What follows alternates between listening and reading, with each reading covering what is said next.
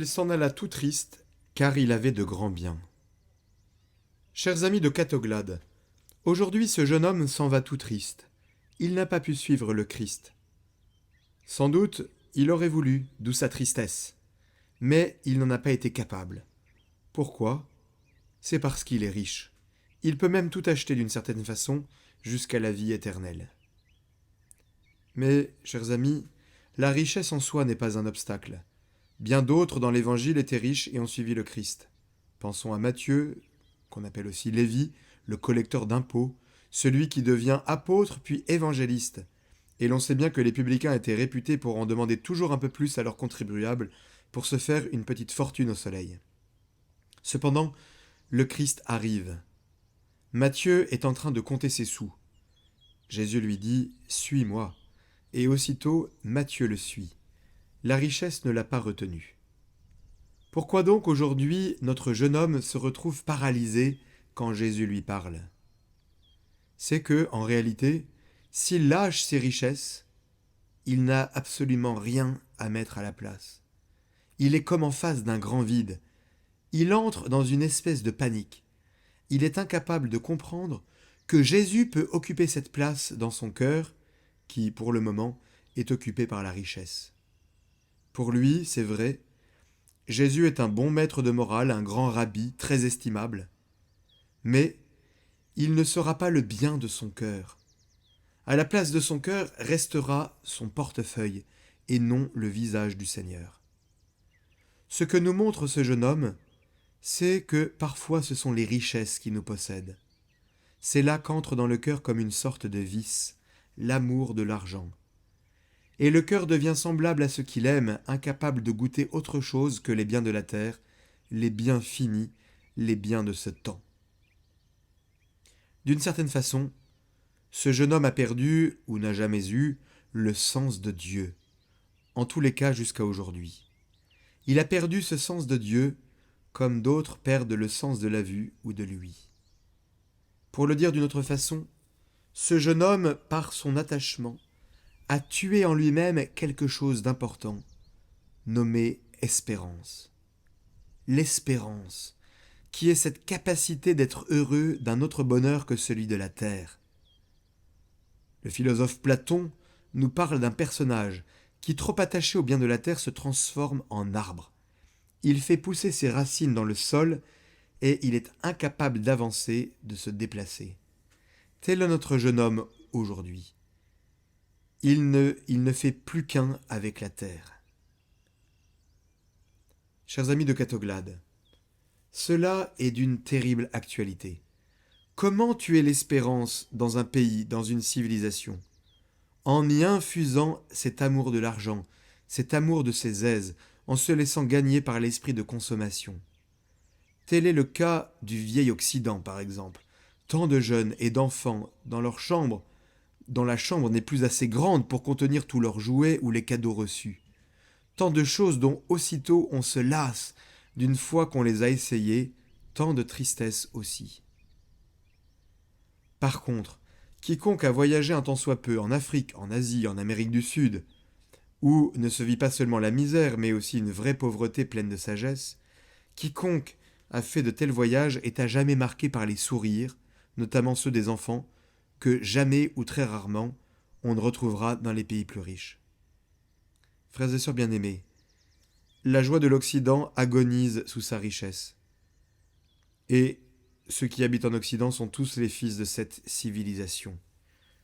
Il faudra donc la récupérer, cette joie de l'espérance, cette capacité de nous réjouir d'un bonheur de l'autre monde, d'un bonheur qui vient de Dieu, d'un bonheur qui ne plonge pas ses racines dans le visible et l'immédiat.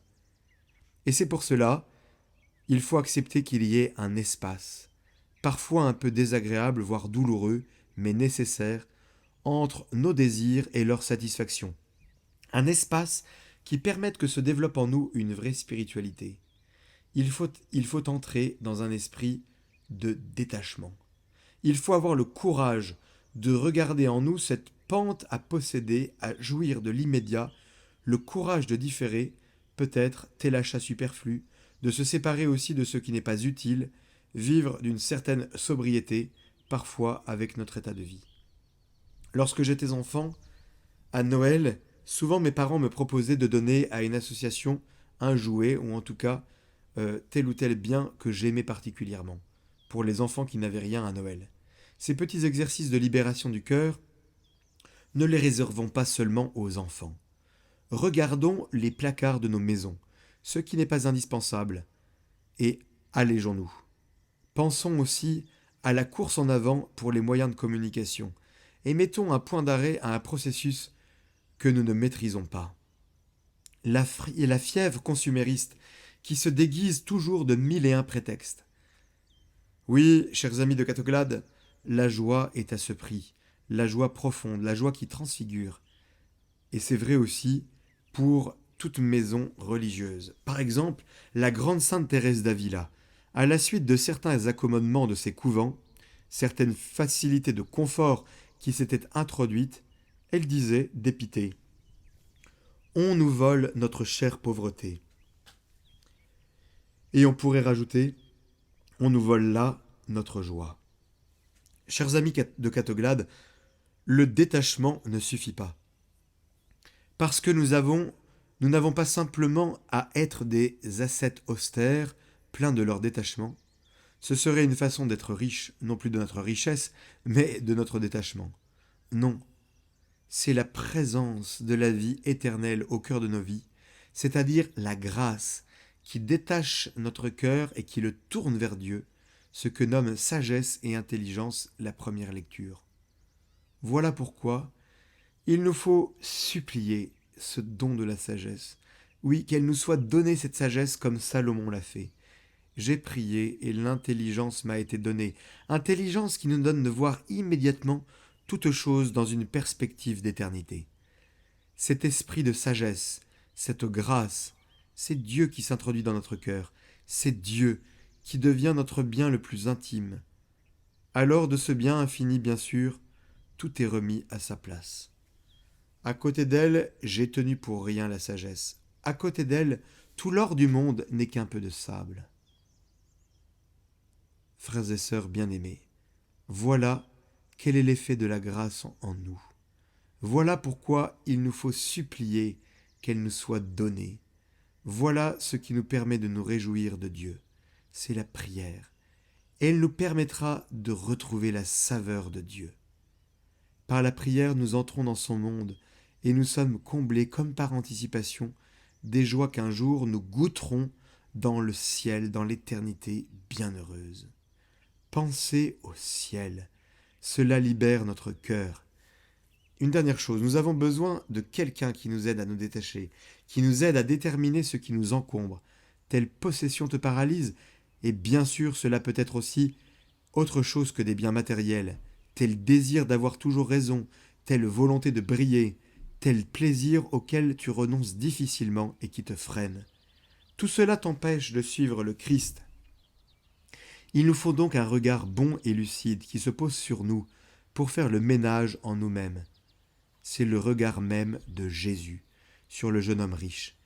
Il le regarde, il l'aime, et en même temps il lui dit « Une seule chose te manque ». Il a saisi tout de suite son défaut. Alors oui, chers amis de Catoglade, laissons donc ce regard de Jésus se poser sur nous. Et comment le fait-il ?